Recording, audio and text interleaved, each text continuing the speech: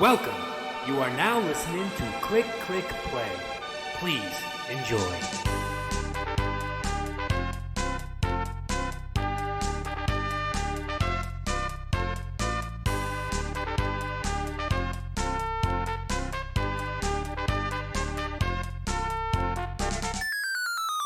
Fight!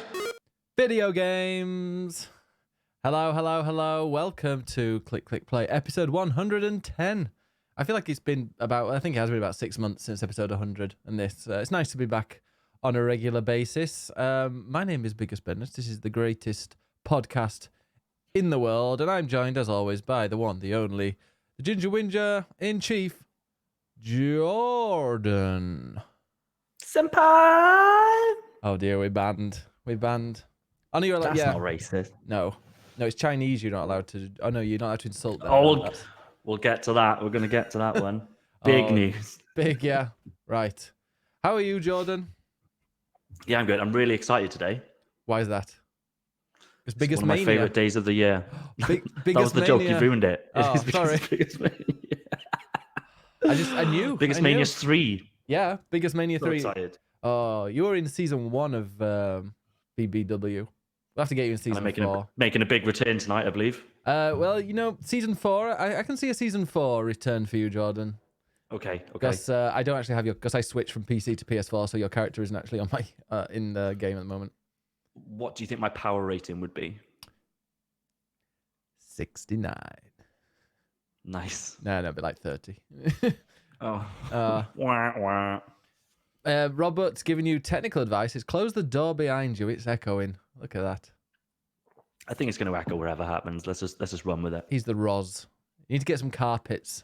Put some foam on your walls and stuff. I'm not going to carpet my nice wooden floor just because of this podcast. Sorry. Wow, look at that lack of commitment. Shocking. Oh yeah, but it's biggest Mania 3. Some massive matches going on. Maybe I'll load up the PC version. We'll have a Legends match like last time. Probably gonna have a Legends match. So I'll get Jordan in there. Should see him. Christ, never seen a paler man. Let's do it. All right, but you know what? Has been happening this week? Video games have been played. Guess how many video games I finished this week? Started and finished. How many did I start and finish? 3. 3 is correct. Wow, well done. I started and finished 3 games. It's like, oh, my phone battery, 69%. Yeah, I started and finished 3 games that were I thought was pretty amazing. Have you had a video game week? Not really. Like it's Destiny's there, isn't it? So Destiny's kind of like the meat and potatoes at the moment. I've just literally come from playing it. Have you really? I mean, I like Destiny as much as the next man, but oh, those shooting mechanics are so good. But yeah, it's been a lot of Destiny, and like all the other guys are jumping on it and stuff. They turn themselves away from their boring lives to play a bit of Destiny as well. So, it's been good. I've played some other things as well, but I'm very excited to hear about you finishing games. It's not like you. I know, it's weird. I haven't played any Destiny really. Well, a little bit. I've just done I think I did a majority of the weeklies on one character, and then I did a little bit on the others. But I think it was last week. Was it last week I was bitching about Destiny on PS4? Yes, yeah. That was last week. Okay, yeah.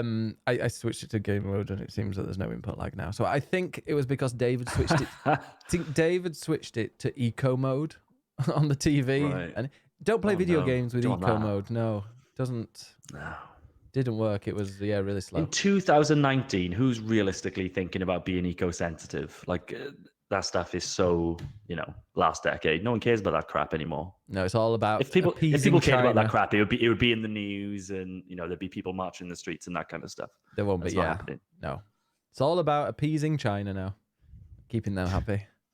Yeah, but so I played a little bit of Destiny, did some weeklies. They added a thing called the Vex Offensive and the raid. I haven't done the raid yet. Probably need to be like, I think 940 is pretty much the minimum, and you want to get a 940 build with mods and stuff that will help you. So I'm going to be grinding for that for the next couple of weeks, but not too much, because I find with Destiny, I absolutely love Destiny, but if I play it constantly, I get Destiny fatigue, and then I go off it for a while. So like a couple of times a week, I'm going to stick to it. But Yeah, but the Vex offensive came out, which is cool. It's like a strike, but you've got to just get through waves of Vex, which are these enemies, these like robot enemies, and you go from one area to another. It's pretty cool. It's weird that you do it all the same. So it's like a strike, but you kind of just repeat this one.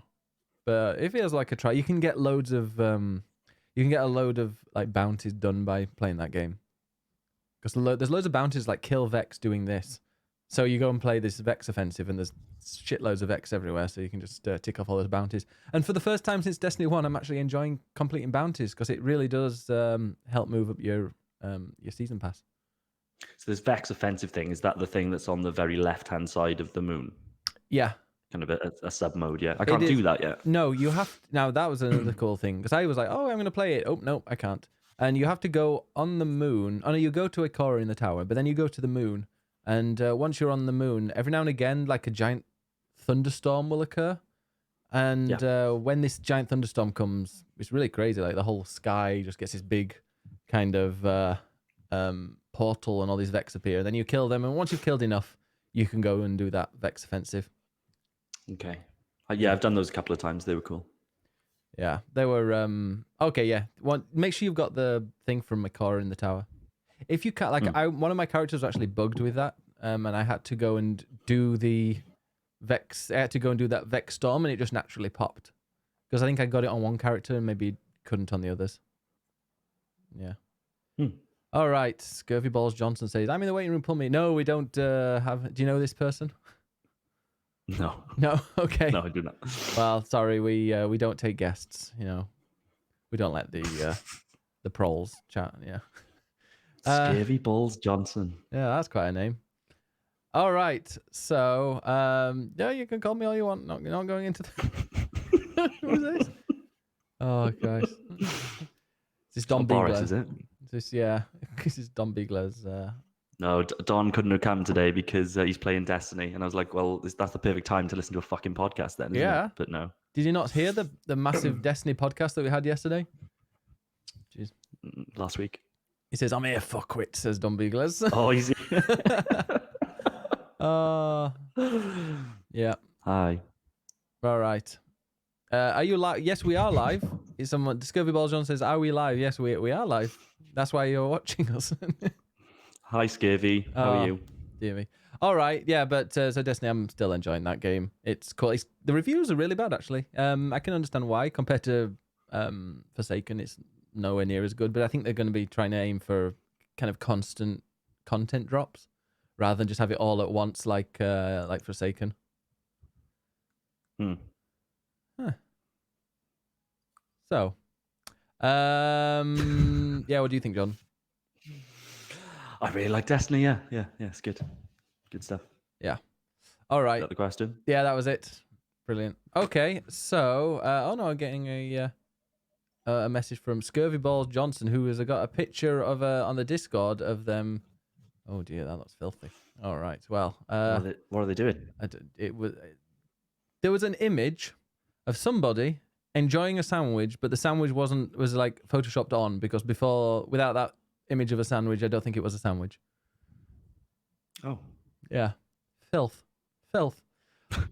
Anyway, speaking of games I've actually played, I played Smash Brothers on Friday, and I was after a drink.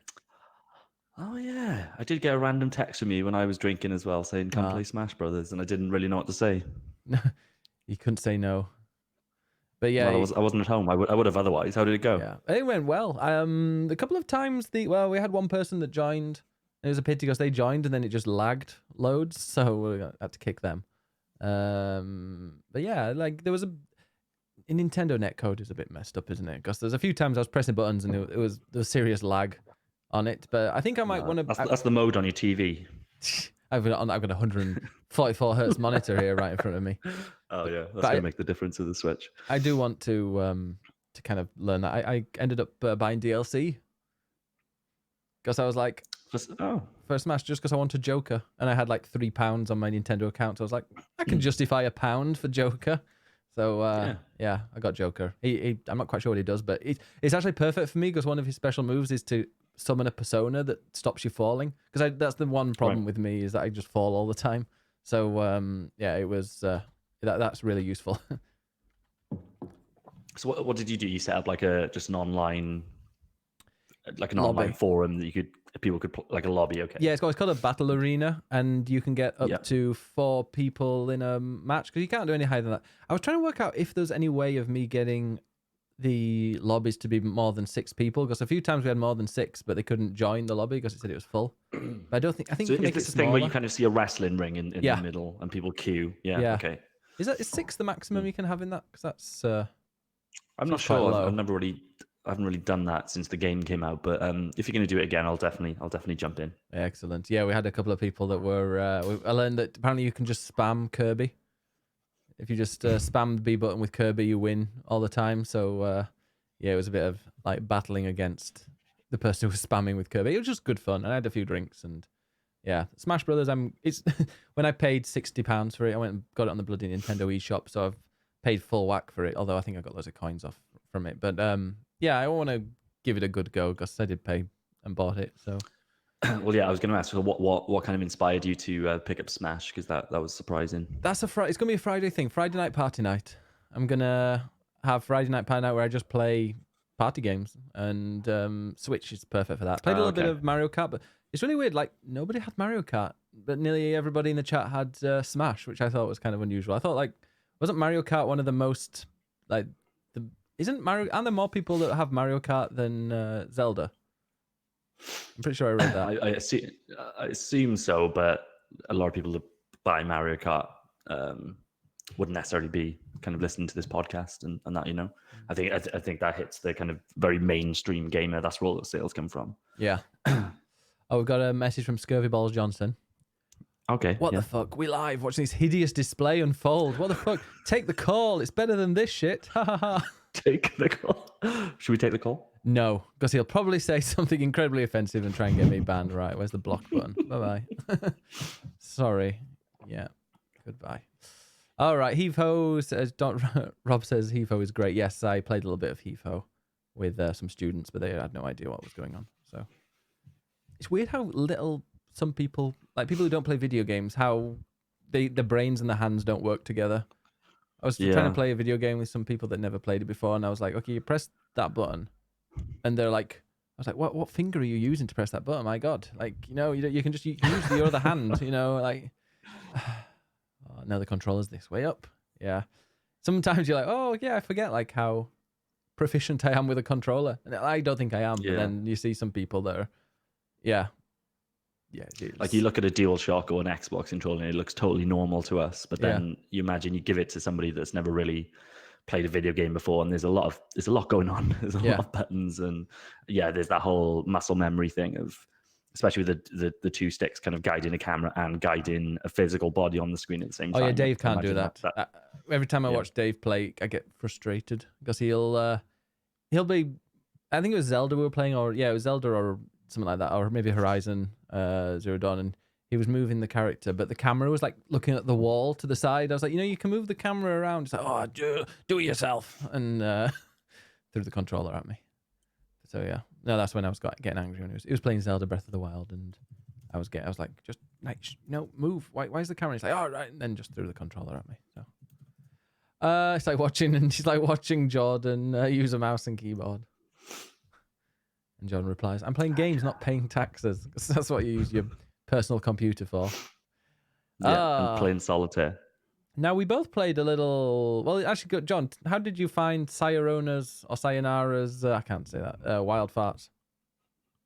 Sayonara Wild Hearts. I really, really liked it. I'm in the process of like finalizing what I think my top 10 of the year is going to be, and I'm just kind of struggling at the moment. You nailed me last week and told me that one of my entries actually didn't come out this year, and I'm a stickler for the rules, so I actually need to take that off, which is really annoying. Damn it, that means I won't be able to have Shadow Keep on there then, I'm guessing. Absolutely not.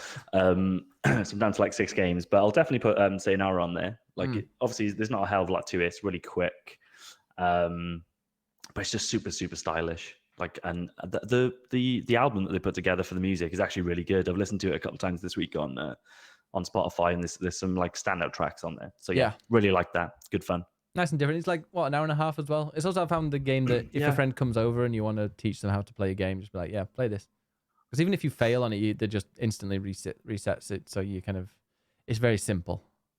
Yeah, it's a really nice experience. I kind of wish that it was a little bit more depth to it. It's like, it'd be nice to feel like it's worth revisiting. That you do unlock extra modes if you get if you get a gold on each stage, but I just didn't really feel the need to go and do that. It seemed like there was a couple of difficulty spikes in the game as well. For most of it, it was like super easy. Yeah. And then a couple of times during the game, it was like, no, you're going to die repeatedly. Oh God, I died repeatedly. That one where you went between worlds, or you were blind for some of it, and then did you know the one where you were like going along a path and you had to move so you weren't getting hit by things, but it was like on a road, and you would kind of switch between dimensions. Oh yeah, that one was fucking terrible. Yeah, it broke my mind. Yeah, and I was like, how the hell am I going to get A on this? And then I thought, I'm not going to get A on any of them. I don't really care. So I enjoyed it. I just played it once. I'll probably go back just for a little bit of fun sometime, but I'm not going to go back to play that game to like try and get all the A grades. I tried the first level like 4 or 5 times to get the A rank, and I couldn't. But then I get an A rank later on, just for the first time I was playing it. So, like I liked it. Last week you were about to talk about Project Resistance, but we didn't move on to it. What did you think? Which is the Resident Evil one, yeah? So technically, I didn't play this week. Played the week before. So this is the closed beta for Project Resistance, which is an upcoming Resident Evil spin-off game, multiplayer, asymmetrical experience. I really don't like it at all. And we should have known by the fact that they didn't put the words Resident Evil in the title. Yeah. The last time they did that, the game's absolutely pants as well. I think this one will be better than the last time they did that. But yeah, it just isn't for me at all. It's using the RE2 engine, so it looks pretty nice, but it very much feels like a game where they were like, okay, cool, we've spent years getting this kind of prestige game out, i.e. Resident Evil 2 Remake. We've got all these scraps left on the floor. We've got some people sitting around not doing much because they're ramping up to Resident Evil 3 and Resident Evil 8. What can we do in 6 months to like pump another game out and sell it for 30 quid? It very much feels like that. The setup is that like I think it's 4 players playing cooperative, and then one person who's kind of the antagonist, and they can control cameras, they can set traps, they can lay zombies down and things like that. So I was kind of hoping for a Left 4 Dead type experience, but it never really felt like as fast and as fun as that. It just felt really janky. It's like at the end of the day, that engine was very much made for like a single player, fairly linear experience, very paced. And this had this similar kind of setting, like very small, cramped rooms and things. But then kind of a lot more going on. You needed to be kind of strategic with it and move quite fast. And I don't know, it just felt really janky. So you're saying there's no like horror.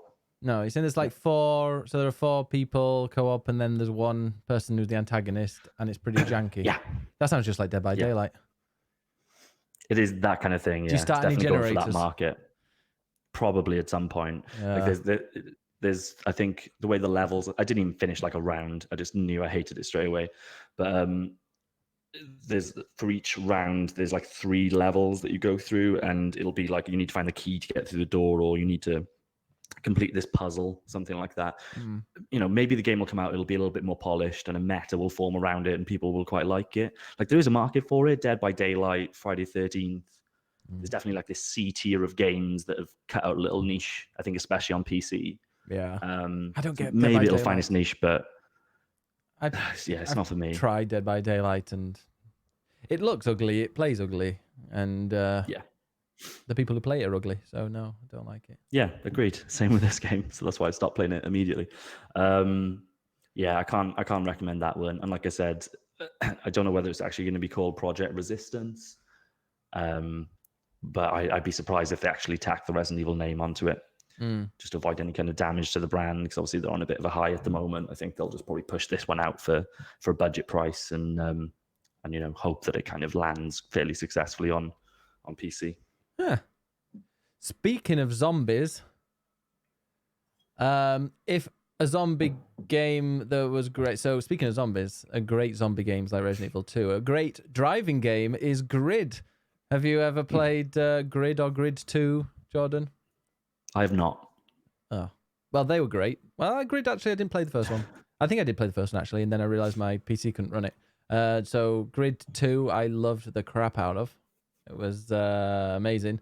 And then, yeah, this is it's the remake of Grid. So also the Grid Auto Sports come out. I think it recently came out on the Switch just a few months ago.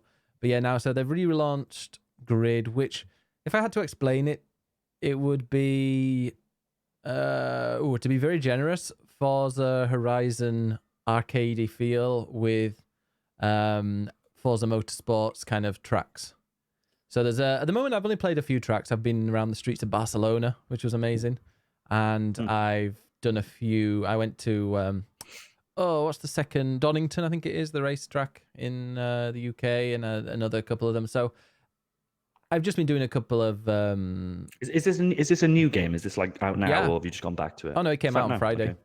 But I got the deluxe edition because it was the same price on Instant Gaming. So I went and got that one, played it a few days early. It seems really cool. It's a lot of fun. The thing is, there are two things that I loved about Grid 1.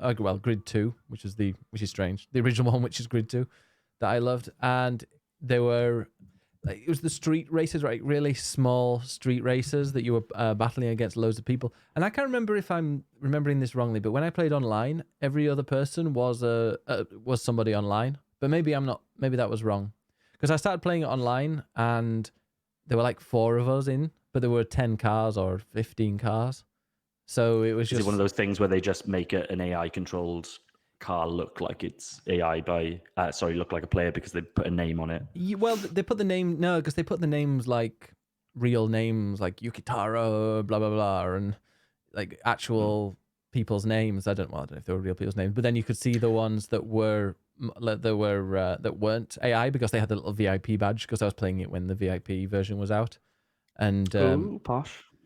Well, it was just the same price, but it was so yeah, I played that, but it was like, okay, cool, but I don't know the cars I'm against. Like at that moment, I can't tell quite if it's an AI or if it's a real person. And then I don't know, I feel like the online mode's just missing a load of modes. One of the things I loved in Grid 2 was hardcore mode, where like if you took terminal damage, you were gone. That was it. You were finished for the race.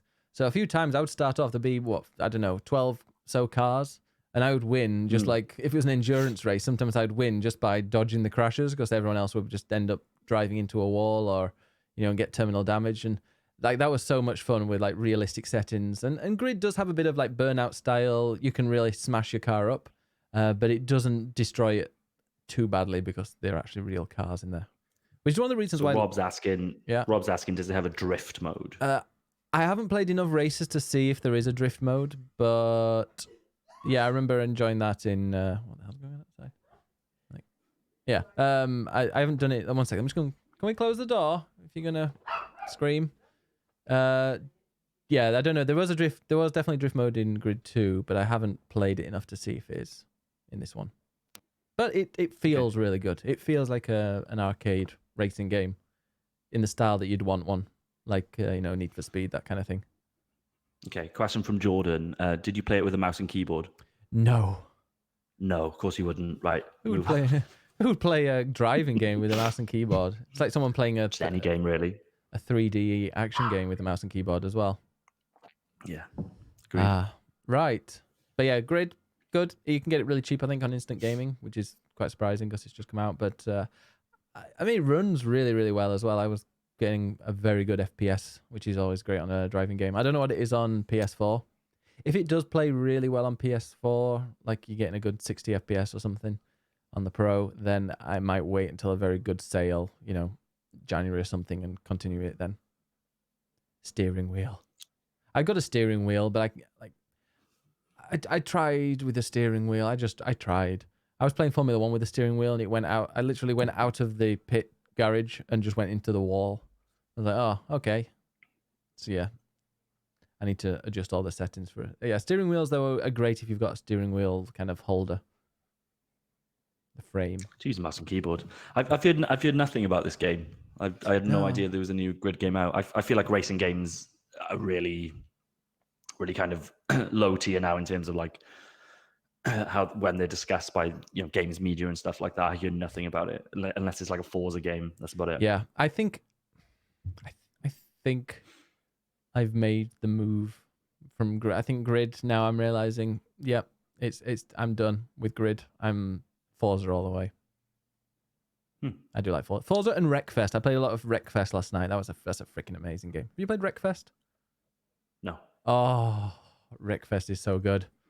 I was playing it last night. It's like Destruction Derby type game where you can make a lobby with loads of friends. Like I just went online. There were like 24 of us in the lobby, and we were just like, there are no branded cars, so you just destroy all the cars and smash into them and have a goofy time. And you can like have a school bus if you want. Last night I was trolling. I decided to get this giant school bus and just went around the track the wrong way, trying to like smash into cars on the way around and like totaled them. And then, you can go as a lawnmower. So you just get smacked by a car on a lawnmower and you're dead. Wreckfest is awesome. I can't believe have you ever seen it? Yeah, I know what it is. I think we discussed it on the podcast once, but yeah. Got it. Yeah, but like last couple of nights I've been playing some Wreckfest. Cowpow in the chat says, Wreckfest party tonight, boys? Not tonight. I need alcohol for Wreckfest. So much more fun. All right. Well, I'm going to go into the 3 games that I started and finished this week then. First one, Little Misfortune, which is a short 3-hour game. It's a cutesy kind of, I would say, a walking simulator type game, a narrative driven stroll playing game. It's 2D, cartoony. And I mean, the process of the game is you wake up and I think it's you wake up or you're just in your bedroom and there's a narrator and there's this girl who's got this accent. They claim she's Latina, but her accent sounds quite Russian. So she's got this really weird but endearing accent, and the narrator, who talks like this, is like one of the few narrators with a personality, and you work out as the game progresses who the narrator is, etc. And that's why they've got a personality. So, but like it's honestly the funniest game I've ever played. And I've played some fun. I like a good comedy game, but Little Misfortune, like from start to finish, I was just crying with laughter. And it's just like the way that she interacts with the narrator. The narrator, like at the beginning, it's not really a spoiler because it happens in the first 30 seconds, but the narrator goes, okay, this is Little Misfortune, and this is the day that she dies. And she's like, what? And he's like, oh shit, she heard me. Oh, damn it. And it's just like that kind of comedy. He's like, but I don't want to die. He's like, no, I didn't say that. And she's like, really? He's like, yeah, no, I didn't mean it. It's just like that humor. The video that you sent me had some guy like hanging from the ceiling. Oh yeah. So it seemed pretty dark. It was, it's very dark. I mean, and then like you could totally have missed that. I just like, there's a painting there, and I pulled down the thing and there was a picture of a cock and she's there, and then did you see the rest of it where she's like, I'll go and fix your painting, and like turned the cock into a picture of a dog, and then but you've seen that dog before. It's adorable, and it'll make you cry a little bit maybe if you've got a heart, because it's a very dark comedy but sentimental at times as well, and the characters are so well like voiced, and it's pure comedy. I would watch it maybe even with a friend or something. Definitely play if you've got like a friend or two over and you could just like take it in turns controlling or whatever, and just because it's one of those you want to have a laugh with people. It's so good. It's just PC at the moment, right? Yeah, it is. I think actually, yeah. Do you think it's got the chops to like? I'm guessing it's pretty new. Yeah, it came out only a few weeks ago actually. So do you think it's got the chops to kind of get a bit of momentum, get people talking about it? Yeah, well, I sell quite well. I was like, I wonder what people are saying on Twitter, and I typed on Twitter, and the amount of fan art that people have made for it is crazy. It seems like it's going to be a bit of a cult favorite, a cult classic. I think it's by the same people. I've not played this game, but everyone was like, "Oh my god, the original was so good," because it's by the same people that made Franbo. Is that the elephant? I don't know, but it's Killmundi Games. They made Franbo. I think that's also very dark. Yeah, Fran, like the name, and then Bo, B-O-W. It sounds like a game that was, and that's a hugely popular game. Oh no, according to the people in the. I've never seen this either. Yeah, apparently that's really popular too. That came out 4 years ago. Yeah, but I 100% recommend it. Don't go into any. If you're going to be playing it, like I think Melon watched my whole playthrough on YouTube. But if you're going to be playing it, try not to look anything about it, or look up anything about it because it's just there's twists and turns, but like the comedy and the stuff that comes out that you're not really expecting makes it, it makes it even funnier. that little video that you sent me alone kind of convinced me that I probably want to play it. I like a bit of Dark Humor. Oh yeah, so. that's for me is blasting into my top 10, maybe in top 5. I just enjoyed it from start to finish, and it's got beautiful music. The music's fantastic. Instantly, as soon as I finished the game, I went onto Spotify and subscribed to the album, so I followed the album because the music's brilliant. The voice acting's awesome. The story is cool. It has some twists and turns, and I just really, when you play a game at the end of it, you're just like, that was freaking amazing from start to finish, and you didn't really want it to end, but even though it had a nice ending, so it kind of worked out well. Yeah, I was just you might have said this, but how long to beat it? 3 hours. Okay, 3 hours. Now there is a bit of replayability because there's like a collectible type thing. If you want to get the ultimate ending, which is what I would recommend for you, it's not a spoiler, but there's some. You throw every time you see something sparkling, you throw glitter on it, and it pops up with this like kind of cartoony version of what you threw glitter at. Just make sure every time you see one of those, do that, because then you'll get the super. I think I didn't focus on doing it all the time, and I missed like 3 out of 20. So it seems like it could be quite easy to do. Just every time you see something sparkle, throw glitter on it. And she comes out with some great catchphrases as well. Fancy. She's like, every time something really gruesome happens, she's like, yikes forever. Oh, I can't wait for you to play it. And I want you to be messaging me while you're playing it. Just yeah. Was it on Steam? Yeah, it's on Steam. It's like £15, which I mean for 3 hours, I'm really glad that I bought it though. I don't get people that put money with time. I mean, obviously you want to get value for money when you're buying something, but when it's like a piece of art like this, I'm going to revisit definitely. In fact, I really want Dave to play it, and I want to watch his reaction when he plays it. Because it's brilliant. Little Misfortune, probably top 5 for me so far. Although there's quite a few games coming out that I still really want to play, like Wattam and Death Stranding, that Jedi Fallen Order. So who knows? I don't think I put this in the news, but I'll mention it now. Doom has been delayed. Oh yeah, until next year. It's the same day as Animal Crossing now, weirdly. I'm a bit. So yeah, that's another one kind of ticked off the top 10 list. Yeah, that's true. But do you find it a bit weird that Doom got delayed so close to launch when it was getting very little publicity and not many people were really talking about it? It makes me not. I think like maybe because we follow it. I feel there was quite a bit of buzz, but like maybe it's an echo chamber type thing. Definitely, people were buzzed on like gaming podcasts and gaming enthusiast Twitter and stuff like that. So what's your theory? You think the game's done, but they've delayed it? Maybe it's just a bit to get of out both. of the way. Maybe I think it's definite. They definitely were like, hey, this will get some publicity and remind people that we actually do have a game coming out. And I can't see there being a huge crossover with people that play this and Animal Crossing, so I don't think that's going to affect it. But I think it's that's just funny. It's you couldn't imagine 2 more different gaming experiences to come out on the same day, and like high profile ones. I know which one I'll be buying. Not Animal Crossing. I'll buy both. Yeah, I'll probably end up doing both as well. But I want to see what Animal Crossing is. I want to really get into an Animal Crossing and see what it's like, because I've tried them before and they've not grabbed me. But yeah, no, I think it definitely has. Like it was due out really soon, and a load of people are like, oh, there hasn't been really that much hype for it, and so close to release. Are they really gonna add stuff? But also, they announced that Doom 64 was coming to the PC.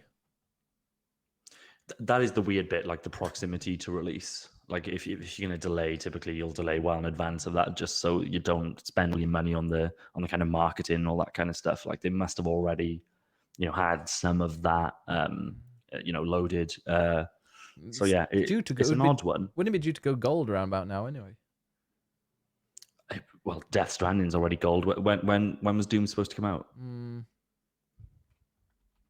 It's like next month, isn't it? Sometime in October. I think. Was due to be I was planned for release in November. So yeah, Death Stranding. Oh, okay. Time. Like okay. I don't know. Yeah, it was. Like the first game runs amazingly well on any kind of hardware and that kind of stuff. So maybe it just wasn't at the point where they were happy for it to. Maybe they just needed that, those few extra months. But it is weird to say, actually, you know what, we don't want that Christmas market. Yeah. And like I've already said to you via text, it's also weird with the Stadia launch because it was very much kind of front and center of the kind of Stadia lineup. Yeah. So that must have been a difficult one to pull out of as well. Well, I mean, Red Dead's going to be a launch title for Stadia now, so I'm sure they won't lose too much sleep. No. And Destiny. Yeah. Yeah, with all the expansions and stuff, that's going to be good. All right. Another game. So Little Misfortune, played, finished. Another game I played and finished was a game called Concrete Genie. And what that is, it started off, you're a little kind of geeky emo kid, and you're with your little cap on in a seaside town that's completely abandoned. There's very few people there, just like roaming gangs of thugs, or at least one anyway. You can see some lights on, I think, so I don't think it's totally abandoned. Just the majority are.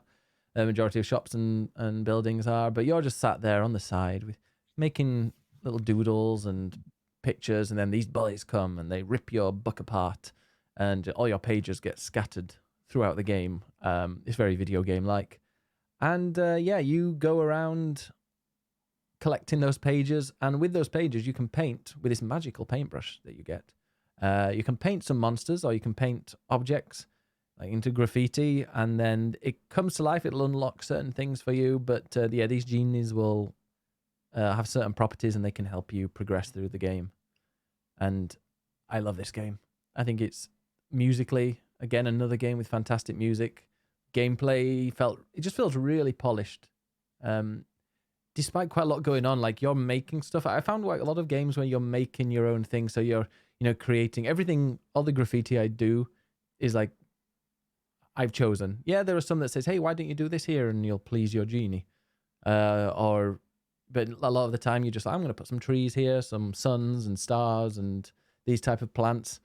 And you can plaster them absolutely everywhere. And I didn't notice a single frame drop, even though loads of stuff like this was happening. But you played it as well, haven't you? A bit, Jordan. Yeah, like I picked it up. I wasn't planning to. I think. Did you know about the game before I kind of sent it to you? I've seen it advertised. It was on E3, I think, wasn't it? Or Game Awards. I just looked at it and I thought it's definitely a game for you, and it's definitely a game for Andre. Probably not a game for me, but I kind of picked it up, and yeah, it's not a game for me. It's really nice. I like the art style. I think it's really charming, and the way that you can write on the walls and the way that stuff animates is really cool. But yeah, just the whole tone for me. I could feel myself in the first 20 minutes. It's so weird. Feeling gradually more bored. Okay. So how long have you given it? Like 20 minutes, 30 minutes. Got to the lighthouse, and now it wants me to go back to I think I just got back to the city for the first time, and I was like, Yeah, I mean, you open up different areas and stuff as you progress with the game, but like it's so weird. The last hour of the game is a totally different game. It's just bizarre. It's an action game. You have boss battles against these things, and the story becomes even better. And the last hour, I mean, it's not worth playing it just for that last hour, but I was like dying and stuff as I was having these boss battles against I'm not gonna spoil what I was fighting against. It wasn't against the bullies, but yeah, at the end of it I was like, wow. And I think it was Kotaku or somebody with a terrible opinion said that they wish the game had been like that the entire way through, but I was like, no, for me, I loved how chilled and relaxed and comfortable you were in the first 4 hours, because it took me like 6 hours to finish. So the first 4 hours or so was very just chilled. You were puzzle solving, making places look beautiful, going from area to area and brightening it up. And then that last hour was just, pretty intense. And I really loved I like that change of pace. And I wonder if this will be the start of a kind of franchise, because it had a really cool ending, but I could see them definitely, moving on with that. Or I can see a Concrete Genie coming out in 7 or 8 years. People being like, oh my God, they're making a sequel to it. So, yeah. So when you finish it, is that entire island kind of painted and luminous? would it? I don't know if it'll be a spoiler. It'll be well, cover your ears if you're going to play it. But once you finish the game, it's light, like it's daytime, and your images and stuff stand out a lot more. Okay. Just the darkness. But you do get to kind of see what you've painted on that island. Yeah, even more. And you can go around and you can there's end game where you can go around and collect all the things you've not done. And yeah, it's a really satisfying ending. And it goes to like a totally new area. And yeah, there's a big boss battle. Although the boss battle before the last boss battle, I died like 15 times trying to complete it. And then the actual boss battle, I finished, like the final boss, I finished the first time, which felt a bit weird. But that's the only thing I would say I didn't like about it, is that there is no way to change the controls. And I think block was R1 and then attack was square. And it was that really, really that weird control schemes that I just could not get used to. And that was why I was dying all the time. Because yeah, you do die a lot at the end. Okay. But, yeah, I mean, I think I've put the entire thing on YouTube. I would, if you're kind of interested, maybe look at the last hour or so and just see how different the game is. Yeah. I would recommend, but I loved, the music, I thought it looked beautiful. It's so polished. It's like the equivalent of, when you're playing Red Dead and you go to the into the big city, whatever it's called, and you can look around, everything is meticulously crafted. Like even the window sills are all like perfectly. You can see the grain of wood of the on the window sills, and you can see like there's not a little pot, and it might have a little flower. Like everything in that game, things are just so, because it's not a huge map.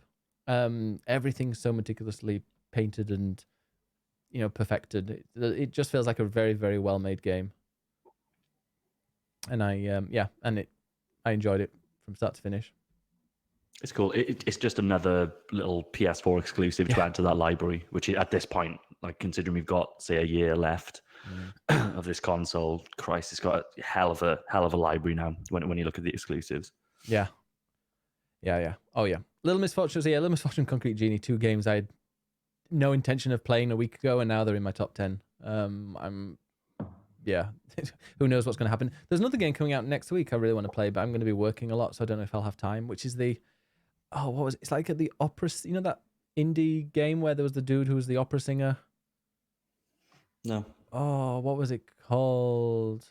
I can't remember. I'm pretty sure it's coming to Steam. I think I looked on Instant Gaming and I saw it on there, and I was like, I want to play that game. What was it called? The Outer Worlds is coming out soon. Do you think that's going to flop? I'm super looking forward to it. I just love any kind of first person Western RPGs like that. I'm a huge fan of Elder Scrolls, love Fallout. So I'm excited to see Obsidian kind of come back and do something, but I just get worried when I hear people say, oh, well, it's only 30 hours and whatever else. Like that just doesn't seem to mesh up to what my expectations are for a game like that. So I don't know. I'm hoping it's going to be good. I think the really cool thing is that it's going to be on Game Pass day one. Obsidian in-house for Microsoft now, so that totally makes sense. So yeah, anybody with a PC or an Xbox is going to play that game for pretty cheap. So that lowers the risk for me, I guess. If I had to put money down in it at this point and like pay 50, 60 pounds for it, I don't think I would pre-order it at this point. It just hasn't convinced me. There's quite a lot of gameplay out there if you want to go and take a look at it. But yeah, I just worry about the scale of it. Is it gonna, they've ridden the coattails of Fallout with this and talked a lot about the fact this is the original kind of Fallout creators and all that kind of stuff. But that, as much as Fallout isn't in a pristine condition at the moment, as a franchise, still comparing yourselves to that brings a lot of baggage, brings a lot of expectation that I wonder if a 30-hour game can actually deliver on. But yeah, it's totally my next game. It's the next thing that I know that I'm playing. Yeah. I'll I want to play it, but I'll wait to see what the reviews are like. I can't find what the game is. It was on I'll find it at some point. It was something like you were a chef, I think, that was singing, or Battle Chef, blah blah blah. No, Battle Chef. No, that was a good game, the Battle Chef Brigade. It's definitely out next week at some point. Things I can't remember. It might have been on the Switch. Yeah, it might be coming out on the Switch. I want to say I'll have a look in a bit. But anyway, last night I played Until Dawn. Yes. And I played Talking of really cool PS4 exclusives. I played it from start to finish in one sitting.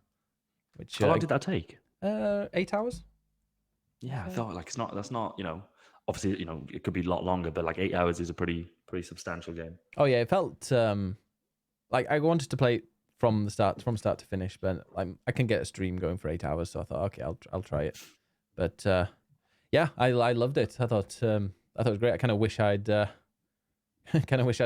played it in the past, but it was great. So many people were dropped by because it seems to have a bit of a cult following. I had a look on Metacritic. It's not that highly rated, is it?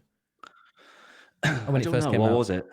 Somebody in the chat said, I think something like 70, which isn't the best for that, for games nowadays. They're no, you're right. It is totally a cult classic. It kind of came and went. If I remember rightly, Sony didn't. I think it was one of those games that Sony didn't really know what they had, and they just pushed it out. Yeah, I love it. I think just as an example of kind of Hollywood slasher horror converted into a video game is by far the best thing that we've got. It definitely feels. Somebody said, John said it was originally for the PS3, and I can definitely sense that. It 100% feels like a PS3 game. But like a really if that come out for the PS3, I'm sure we'd be talking about it like in an even higher regard. But yeah, I loved it. Like Rami Malek was in it. There's the twists and turns. It felt. I know I've only played a couple of them, but it felt like a Resident Evil game. Really did. Like when the cameras were kind of fixed for a lot of it, and there was the Can I? I'm not going to spoil it, but there was like the supernatural turn near the end. Yeah. As well, I was like, they just felt like it, and I love that it was just a typical. There was one of those horror movies that you always, you see as a group of friends in the up a mountain, and then they get stranded, and it's snowing, and and there are all these kind of pretty people that are high on sex and energy and gossip and drama, and you're like, oh, it's one of those.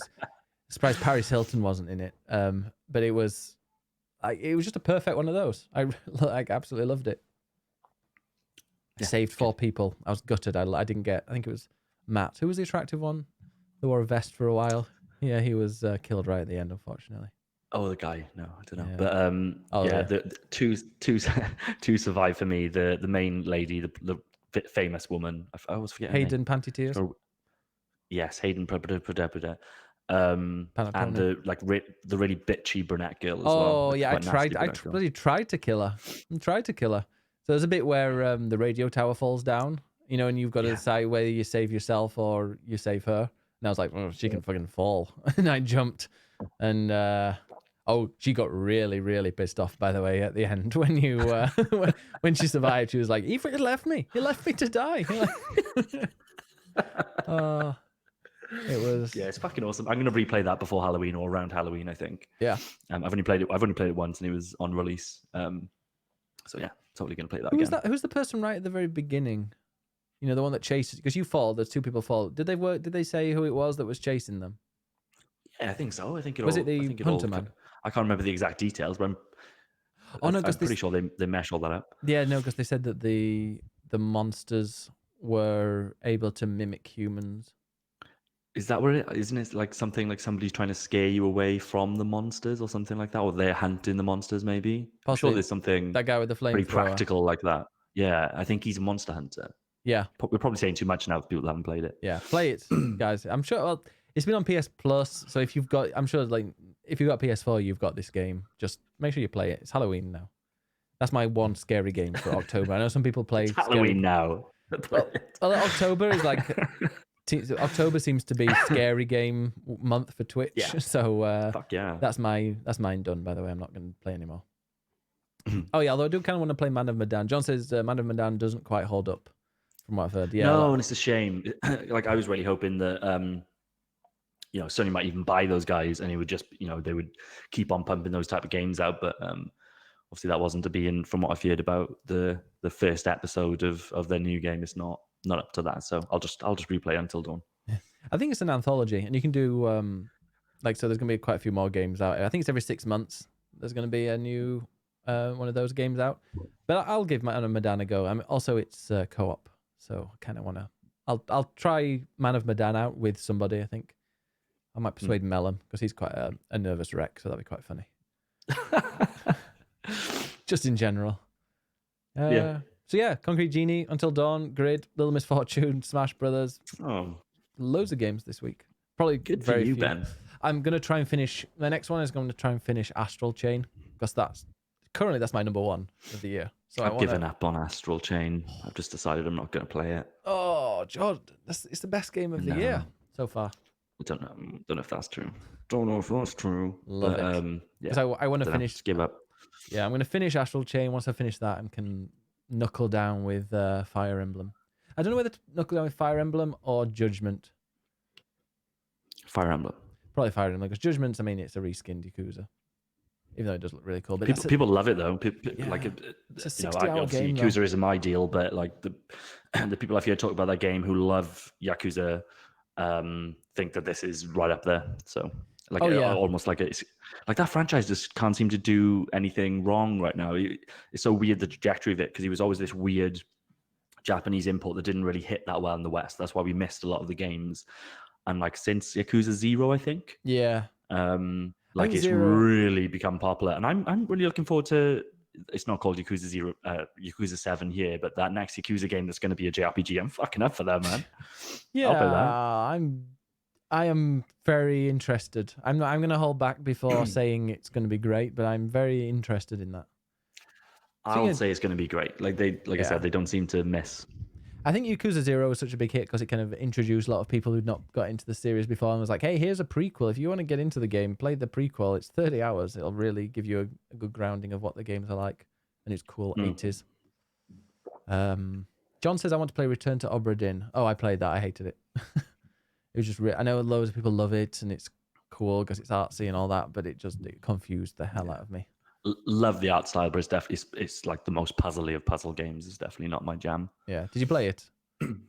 No, but it was in so much of the kind of game of the year discussion. I feel like I did. Yeah. I know. I played it for like a good 4 or 5 hours, and then I was like, oh god, I get into a really difficult part, and I looked at how many like people's deaths I had to fill in, and I'd done like maybe 20%. I was like, oh fuck this, I can't be bothered.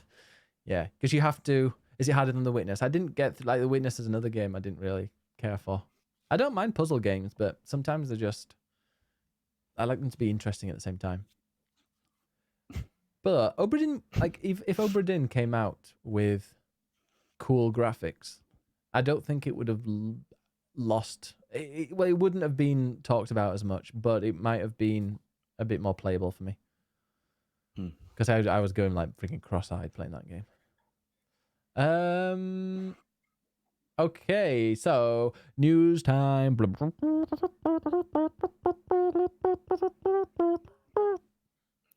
That wasn't very newsy. That was more like went to Happy Birthday. Like a king entering a village or something. It was news night with the trumpets.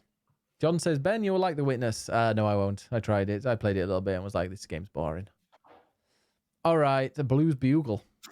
Beg your pardon. Jordan, what's in the news? Not a hell of a lot. We've already discussed the fact that Doom has been delayed. That is what it is. We can wait until next year for that one.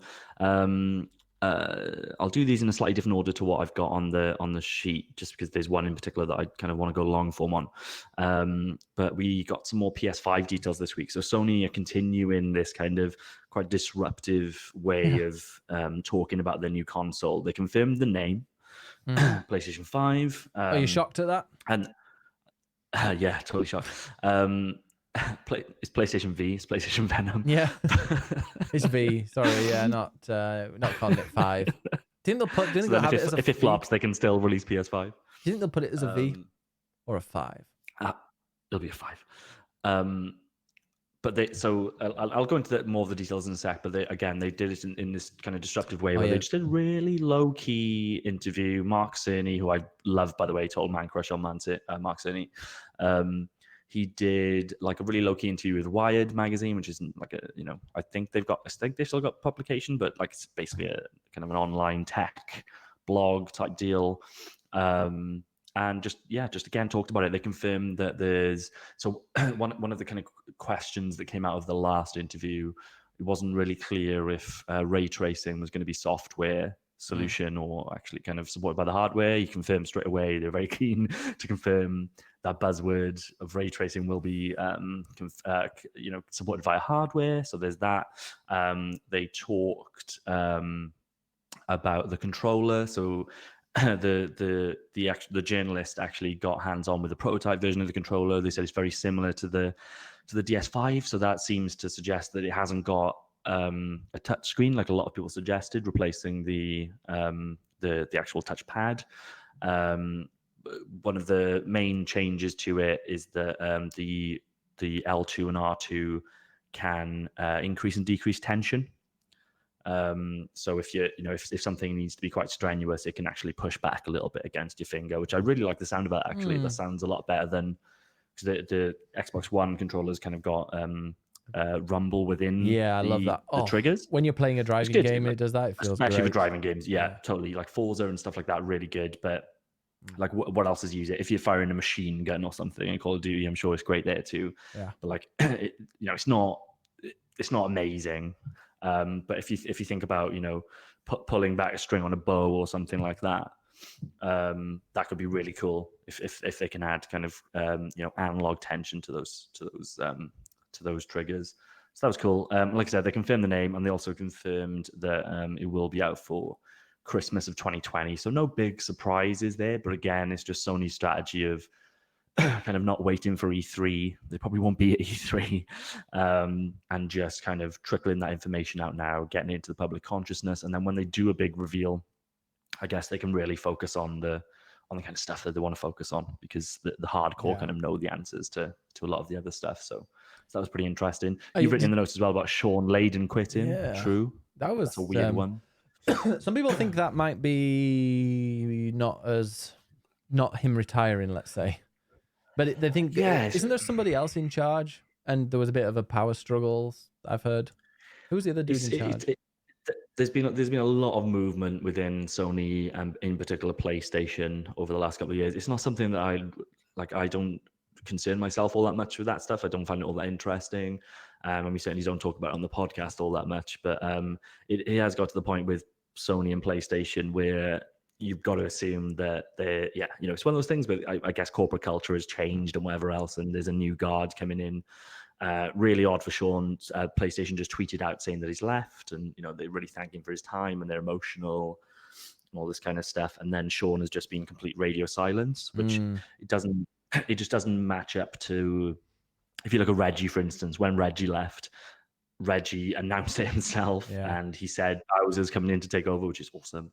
And it was clearly him retiring, spend time with his family, all this kind of stuff. It doesn't feel that way with Sean Layden, who's an equivalent figure. So if we think back to the Game Awards of last year, it was Sean Layden, it was Reggie, and it was Phil. All up on stage. Those are the guys that those companies said, these are the guys that represent us on a worldwide stage, certainly a Western worldwide stage. And Sean's gone. So was Reggie. It's even more. Reggie's gone too. But it's even more odd when you consider the proximity to a console launch. You'd think that somebody in that position would be very central to kind of the rollout of that. And this PlayStation arguably has never been in a better place. Think he's going to Stadia?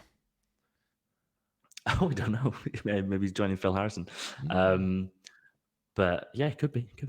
But yeah, it's just an odd time. It's a very odd time to jump ship or to be pushed when you've got such a critical launch. Like if Sony and PlayStation, nail the PS5 launch and seal their success, you might well see Microsoft kind of drop out of at least the console space.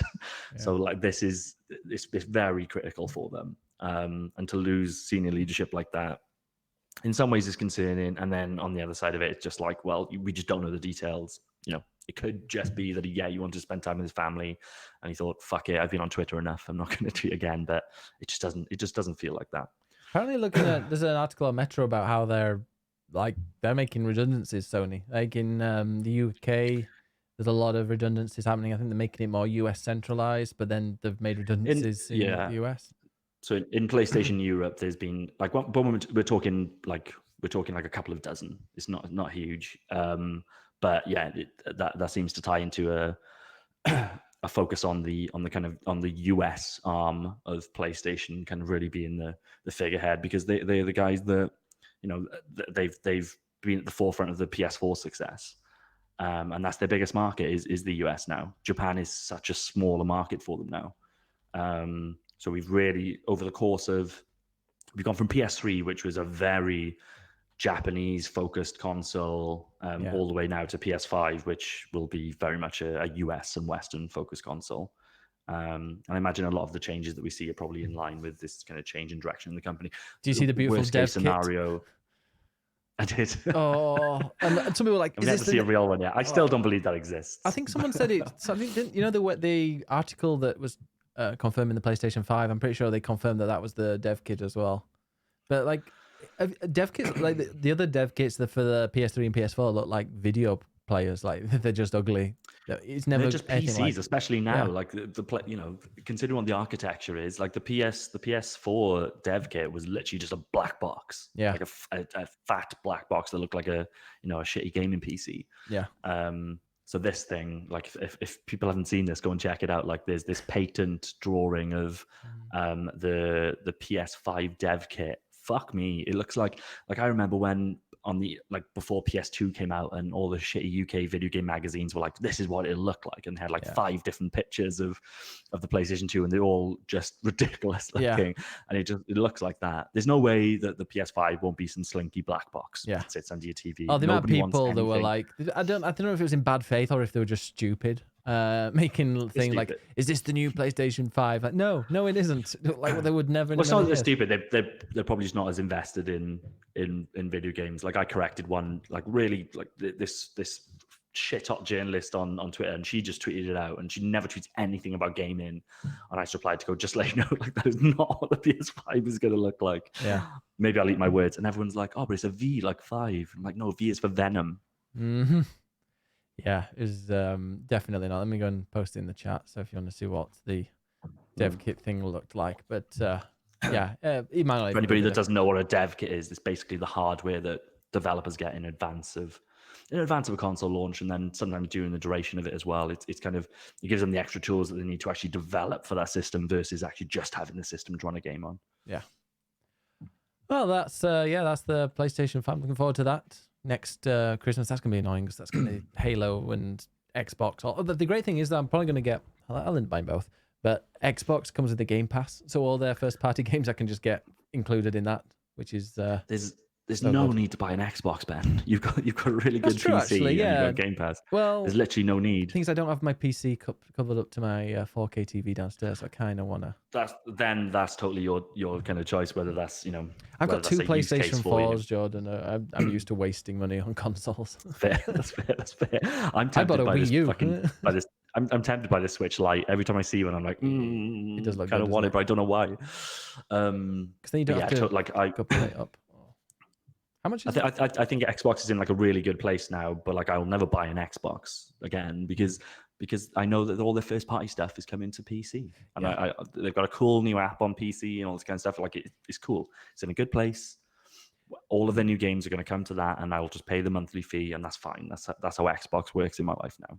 I would love it if the next generation consoles makes like 60 FPS, just kind of standard. I'll be so happy. So. Just like it's 4K, I think there'll 60. definitely be a move towards that. Yeah.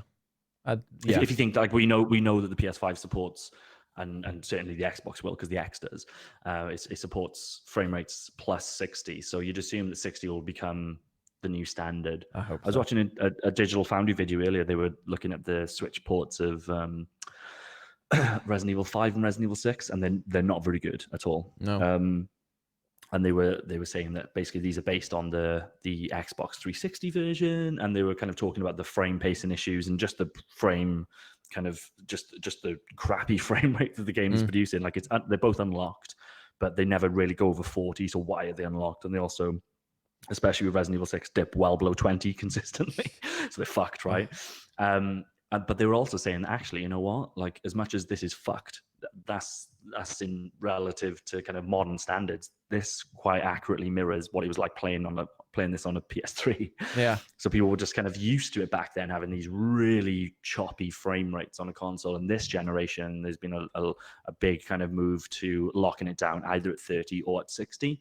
And I think you'll see that continue. And I think as much as 30 is very much the standard right now for PlayStation 4, for instance, I think you'll see 60 become the new standard, and then some games will support those upper, especially, you know, like the new Gran Turismo will clearly be like 120 frames a second. Yeah. Is Resident Evil 260, the remake? It felt very, very smooth. On console. Yeah. On the Pro. I believe it targets 60 on Pro. Yeah. Obviously, that's not a locked 60. It'll probably go down to 40, whatever. But yeah, it definitely targets 60. It definitely felt like that when I was playing it first. That's one of the reasons why I bought it on PS4, because I played the that demo, the one-shot demo. I was like, wow, this runs really well on PS4. Yeah. I think the vanilla hardware targets 30, the Pro targets 60, but kind of averages out at like a 50. Oh yeah, is my understanding. Brilliant. All right, so do you want to move on to our very controversial topic, Jordan? I'm going to sack you if you say anything bad about. Oh shit! Are we in the pocket of Beijing? Yeah. All that money. So this is a super interesting. Oh, they're coming for you. We haven't even started, and they're already coming. So this is, let me pour some more wine ready for this one. Yeah, so so probably going to need your support on this one a little bit, Ben, because this is one of those things where a piece of gaming news has kind of made the jump from enthusiast media into the mainstream press. So the article that I've actually linked for today's show is like a BBC News article, so that shows you kind of how mainstream this has become. Thank you, Antinous. Yeah, gotta lick the bottle. John just otherwise it bottle. stains the table. So this all goes back to there's a chap that plays Hearthstone. He was supportive of the ongoing protest movement in Hong Kong, which I am too, by the way. I'll kind of be very upfront about that. Isn't he actually from Hong Kong? I would assume so if he's put his fucking career on the line. But yeah, regardless of whether he's from Hong Kong or not, he was supportive of the current protest movement. A little bit of context on that. Hong Kong is officially part of the Chinese state, but they run two different systems since the handover from the UK governance.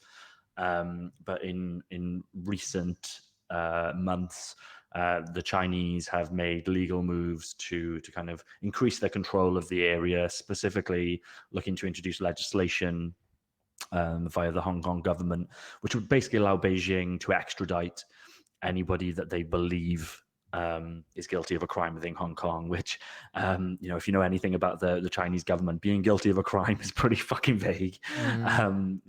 Just speaking derogatively about the government, for instance, would be very much a serious crime. Yeah, they've got like 1 million Muslims in concentration camps in the northwest of the country or whatever. So they don't really care.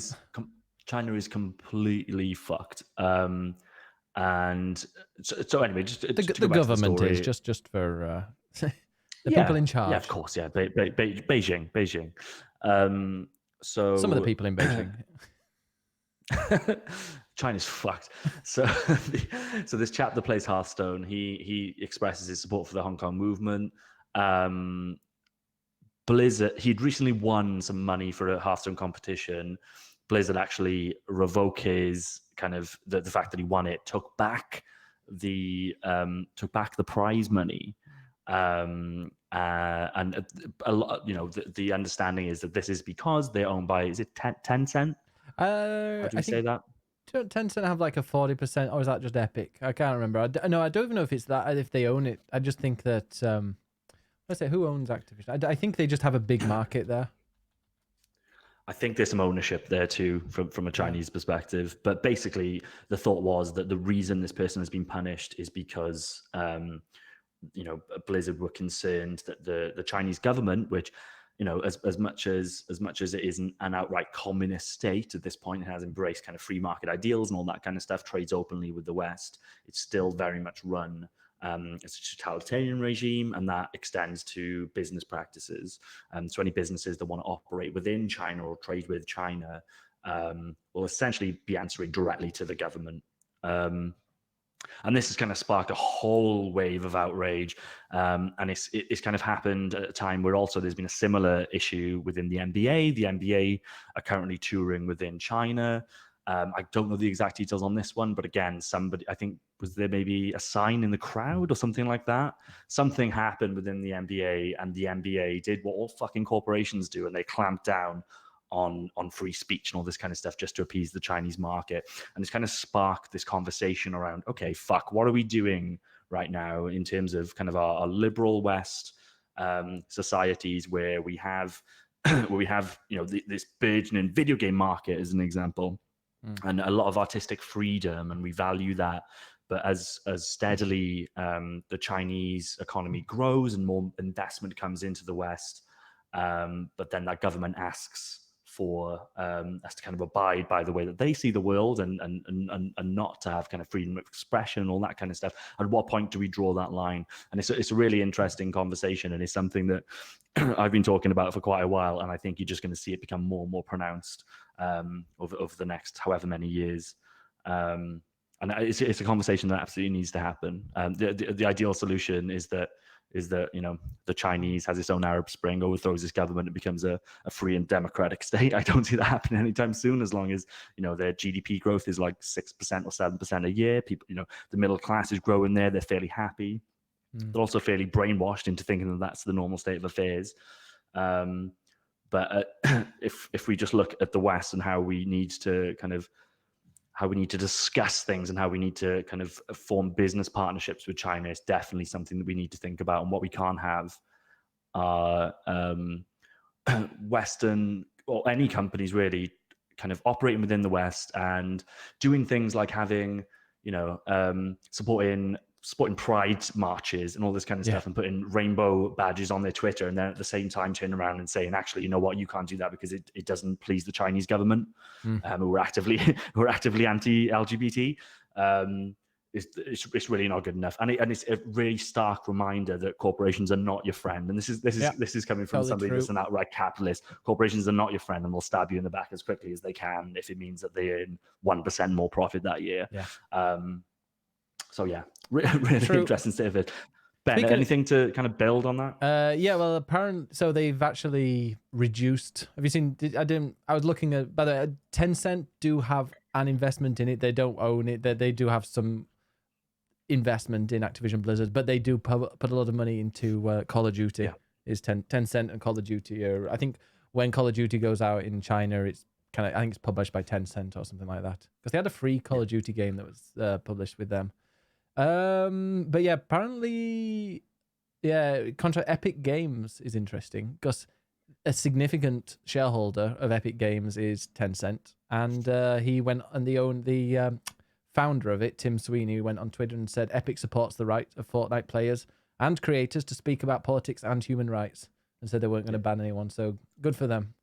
Epic, and after seeing the outrage that was kind of engulfing, well, we're not going to do that. We've literally got to the point with Blizzard where it's become a movement online of people uninstalling and I'm not typically one for like knee-jerk reactions like this. This is the type of thing that really gets me fucking fired up, and I'll happily not support them. Yeah, I kind of want to play the new Call of Duty though. That's the thing. Like, oh, god damn it. Fuck them. Yeah. Well, if you don't, then I will. So it's kind of, we're half boycotting it each. You can watch me play. Where it's even more pronounced in the video game industry is within kind of Hollywood films. Like there's so many Hollywood films now. Their biggest market is literally China. That's why you see that. Like, it's was weird. It the you NBA? See these films that come. Oh, the NBA was the other group. The other one. Yeah, that had the problem. But like it's been happening with films for a long time. One, China will, and a lot of countries do this. We do it in the UK. But China will pay a lot of money for at least an element of the film to be filmed within China. To kind of promote China and all that kind of stuff, but also just from a kind of, from a dollars standpoint, the fact is that is now for a lot of films the biggest market, and it's why you see some films and you're like, that film is trash. Like what? Why is that still a thing? And why is there a sequel? It's because it made a lot of money in China. The Transformer films are a classic example of this. Yeah. Like they made loads of money I in like China, that and they first filmed one. a lot in China and got subsidized. Yeah, but there's like 10 of them. Yeah. Right? Like who was going to fucking see these films? And a lot of it is the Chinese market, and it's why a lot of these films are kind of mindless because, like, to us, it's like, what the fuck? But it is like really popular in China. Totally That's why like you don't need to do much thinking to do it. No, but the Chinese market do want these kind of mindless action flicks. They haven't been brought up on them in the same way that we have. It's a very different market. It's geared completely differently. They appreciate films in a different way to what we do, and that's going to be a conflict. And obviously, then when it comes to your film trying to say something, and especially if it's going to be political, it's just not going to happen. And again, it comes down to at what point do we in the West say actually that's not good enough? Yeah. And we therefore won't support you. Support indie games and indie movies. John Moy says, would Terminator be the same? It wouldn't surprise me. Probably. It looks like trash. So yeah, it's probably a lot of Chinese money. All right. But yeah, also I was looking at, what was I looking at? Apparently there's a new Fortnite map coming out soon. Where was I? I was looking at the BBC. Yeah, so the guy who made the comment, I don't know if you said it, but they've reduced his ban to only 6 months and given him the prize money. Yeah, so it's still so he's still banned. Yeah. So why is he banned? What did he do? Because these two newscasters were saying, like, they interviewed him after he won, and they kind of knew he was from Hong Kong, I think, so were like expecting something. So they like hid under the desk, and as they hid under the desk, he was like, "Liberate!" It was like "Free Hong Kong, free Hong Kong," and then they laughed, and then they quickly cut, to commercials or something. And those two newscasters were sacked instantly. Like they were fired. They've also been given a 6-month ban now, and from their job because they were there when he was interviewed, and apparently they deserve to be punished for being there. So when you say they hid under the desk, was that kind of like, haha, this guy's coming over to joke with us, so we're jokingly going to hide under the desk, or was it actually we don't want our faces on fucking camera because this guy's about to slag off the Chinese government? It was a joke, but they were having you could tell they were having a great time, and they're like, oh, this guy's going to say something controversial, and then he did, and they're like, oh, and it was just like a laugh, and it wouldn't have really, well, maybe it was big there in the Hearthstone community, but somebody who has no interest and has never played Hearthstone, I would not have heard about it, I'm sure, if they hadn't reacted like this. Yeah. All right. Well, that's the news. Do we have any questions? Anybody in the chat? Feel free to send your questions if you have any. Yeah, but Andy says, yeah, there's a new season and probably a new map on Fortnite. A new map? Yeah, like they've teased Fortnite Chapter 2. I am kind of intrigued to see what that's all about. I've actually updated. I saw a video on Twitter yesterday, and I could be well behind the times on this, but it was like a Godzilla fighting like a Transformer thing. Is that from ages ago, or is that a new thing? I've no idea. I've not played it for quite some time. It seemed like it was one of those kind of one-off events that happen in real time for everyone. And this Godzilla monster comes out, and then this big, like, huge Transformer comes out, and they just have this crazy anime battle, and people are just like, "Wow, what's going on?" Huh. Yeah, but it could be from years ago for all I know. This is the last event. One of my favorite tweets in the last year or so was somebody saying, God, I just went to see the latest Elton John. It was really weird. It's like I wasn't expecting it. These like giant monster that came over and like started attacking the other, and like it was set in Japan for some reason. It was like I thought it was a really bizarre one. And then a person replied with like, yeah, I wouldn't go see the new Godzilla movie either. It's full of fucking Elton John songs. I don't know. It was obviously like people joking that they'd gone to see the wrong, because Elton John and Godzilla came out at the same time. But it was a funny tweet. Question says from Tyrone: is Jordan wearing the same black underwear as last week? No underwear at the moment. Wow. Oh yeah. But it's happening today. Well, I might check that event out. If that event is the event on at 7:00. If it is on at 7:00, then maybe I'll watch it before. Is something on Fortnite happening today? Is it? Yeah, go and get it downloaded, Jordan, and be there for the event. Oh no. Yeah, I know you want to. Chinese money. I'm not getting involved with that. Oh yeah, no. Well, you don't have to buy. Then you can on this Epic Games. It's free to play. You're right. Yeah. Good old Epic Game. By the way, you can also get Surviving Mars for free on Epic Games Launcher. Although I think it was free on free. It was in the Humble Bundle quite recently. I actually broke my flip flops, John. Yeah.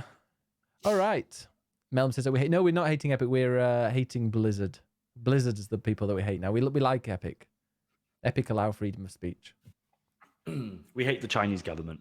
Yeah. The oh god, wait, I am getting so banned. Another game I really need to finish and play is Outer Wilds. I was the Wilds, that's a new one, isn't it? I filled in, I don't know if you've seen it on Twitter. I filled in actually I'm gonna go and let's do this. Let's do this just before as the final thing. I want you to go, we're gonna go through the Golden Joystick Awards and we'll complete it as click play. Okay. So, do I allow? Shall I do this as well? So, is this for 2019 like Game of the Year and stuff? Yeah, I did. Well, actually, I've done it already for me. So I will.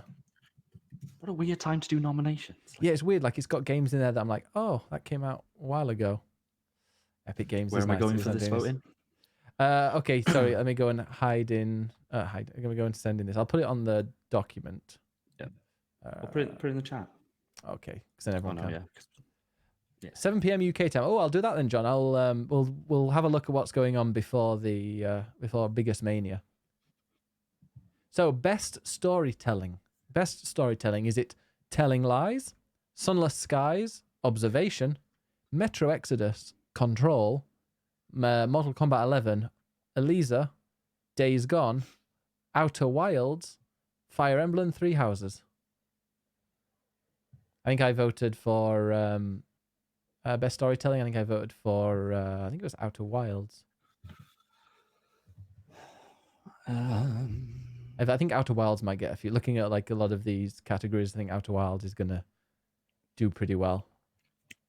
Control stick out to me there. Like as much as I didn't enjoy that game, pretty cool storytelling, cool world. But yeah, Outer Wilds is pretty cool as well. Like totally different form, a lot more passive.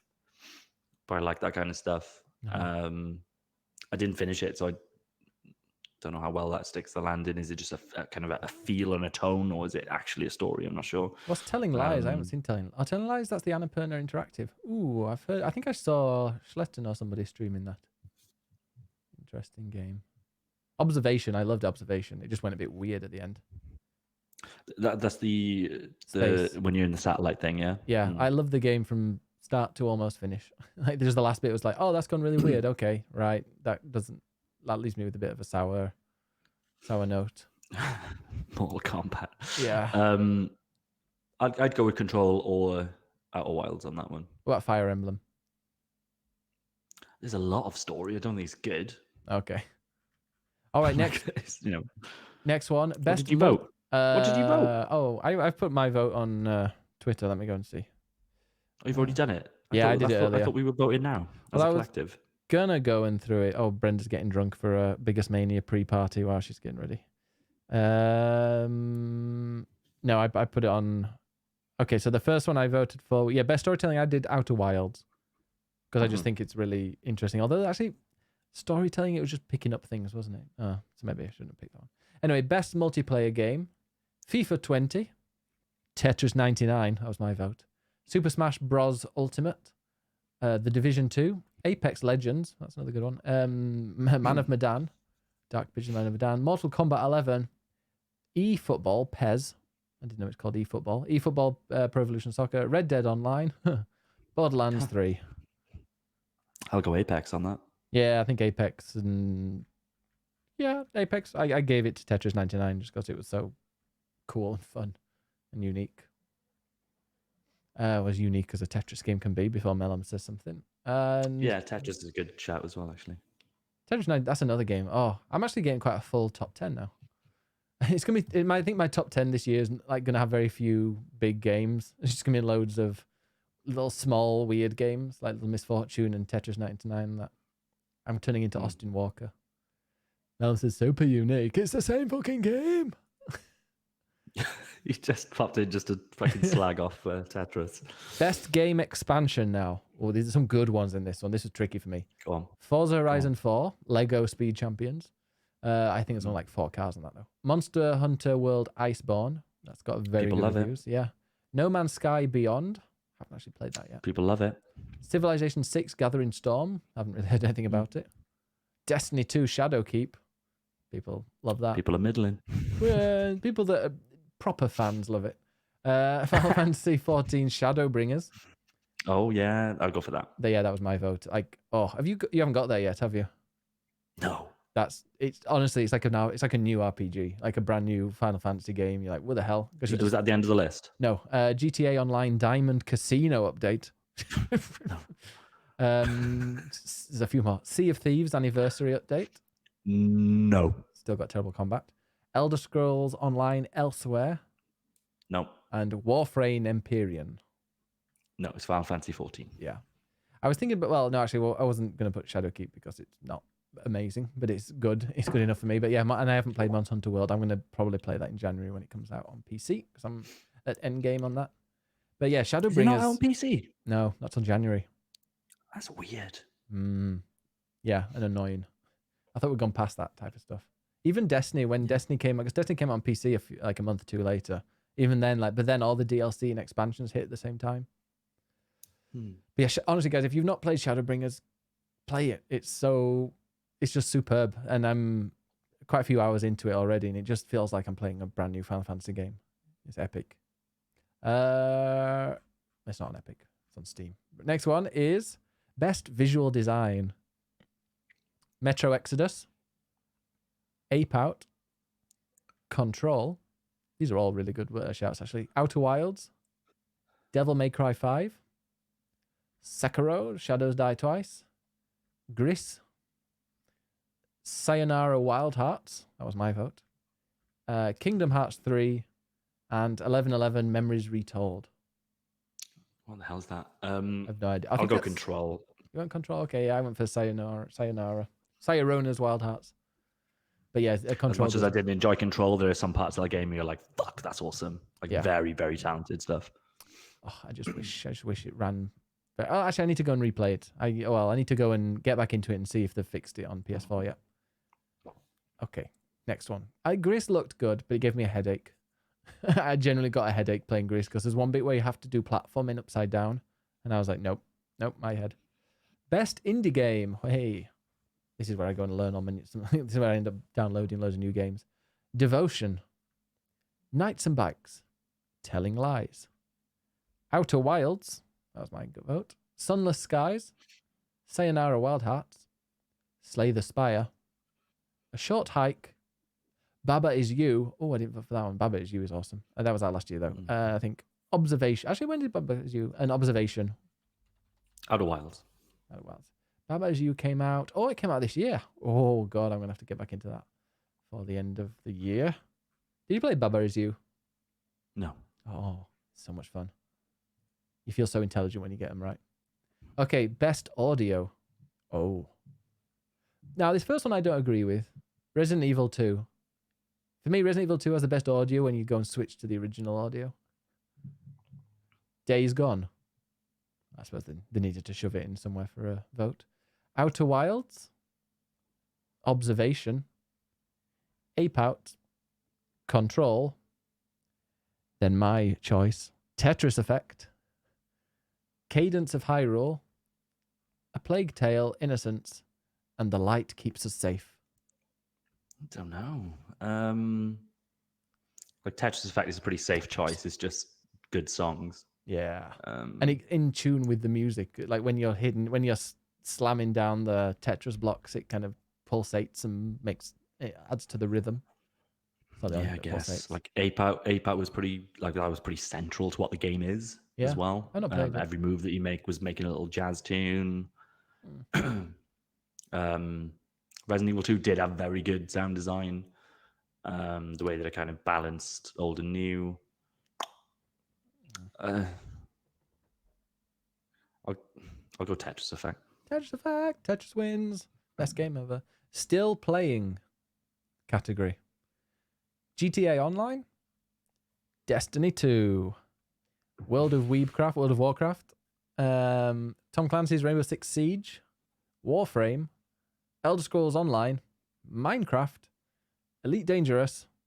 Fortnite. And Rocket League. What was the first one with GTA? What was the second one? Destiny 2. That was my vote. I voted Destiny 2. Because it just seems to be going from strength to strength. Yeah, I don't know. I'm playing Destiny 2 at the moment, so I guess I'd have to vote for that. Yep. When was the last time you played Rocket League? Every day. Oh. So, Okay. Now, this was the best gaming hardware. I kind of found this difficult to do. Melm says Minecraft. Yeah, it's probably like the last... Yeah, no, I didn't know about Destiny 2 was the last one I played, but yeah, I do play Minecraft a bit. Sega Genesis Mega Drive Mini. what is this category? Best gaming hardware. Best gaming hardware, which I thought this is a tricky one. Sega Genesis Mega Drive Mini. I think maybe next year this category might be a little bit more competitive, let's say. That Mini is really good, though. The Xbox Elite Wireless Controller Series 2. The It's not even out. Valve Index. Nintendo Labo VR. Jeez. Nintendo Switch Lite.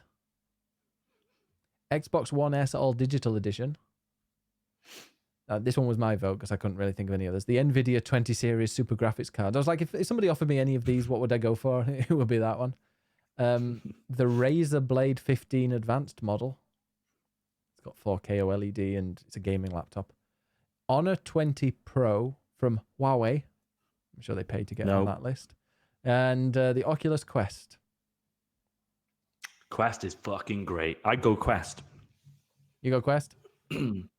Yeah, because I've heard actually good. It's the VR headset that is the best chance of actually getting people who don't play video games to play it. 1 second. Yeah, okay. Yeah, the Quest, I've heard the Quest is great. And also you can plug it in. Have you heard? People are annoyed because you can plug in the Quest now and it can run better. I did hear. That's a beautiful song.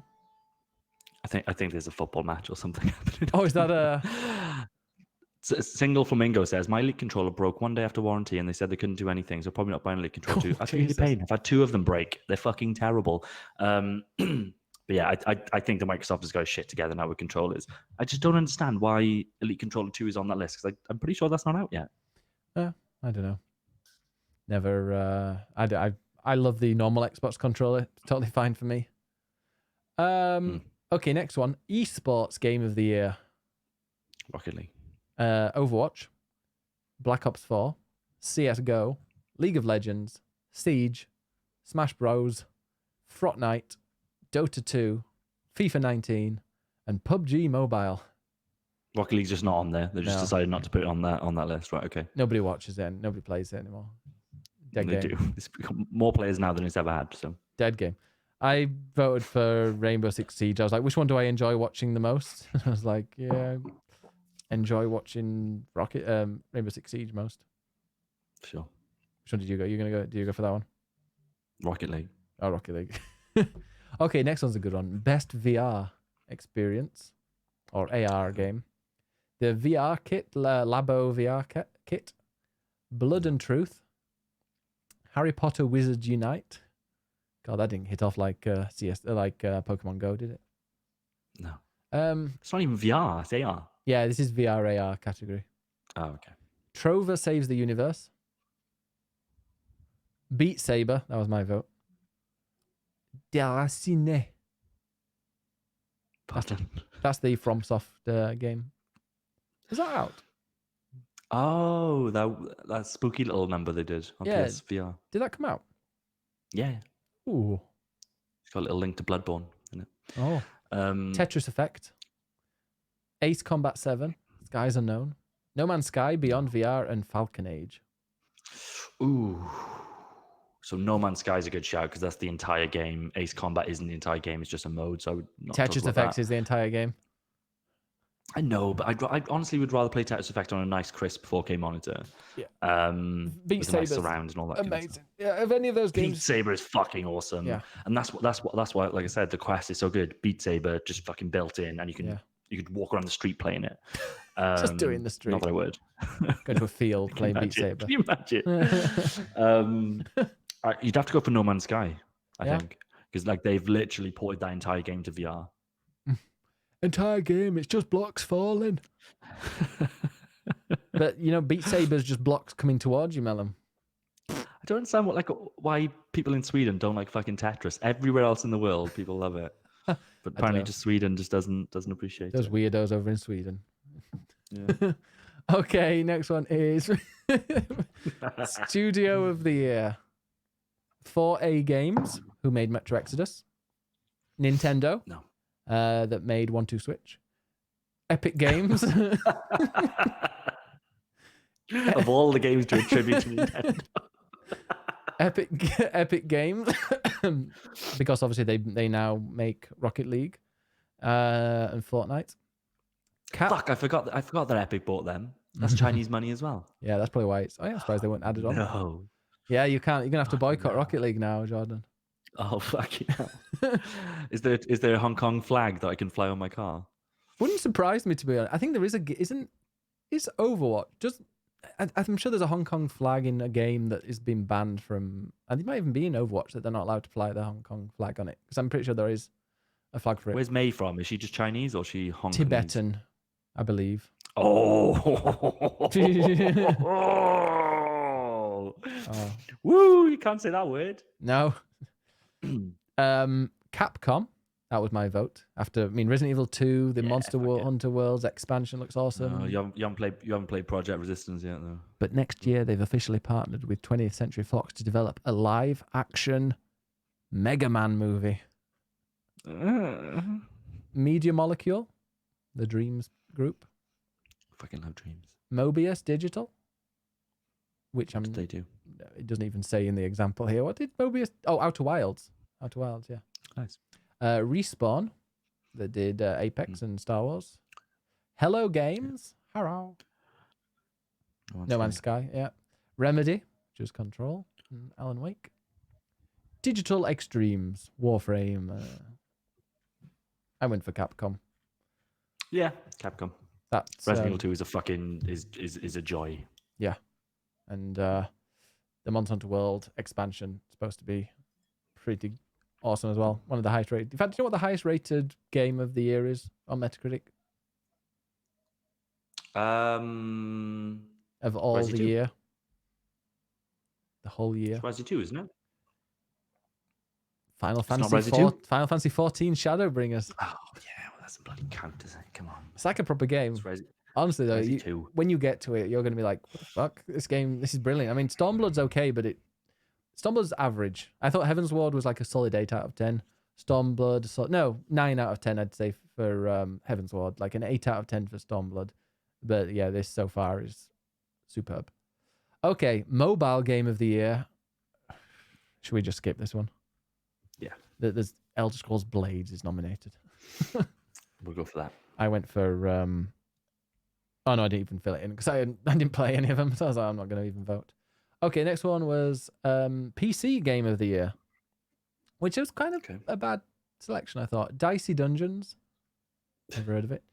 F1 2019, which I played. And yeah, I mean, it's another F1 game, but it's was that not on PS4?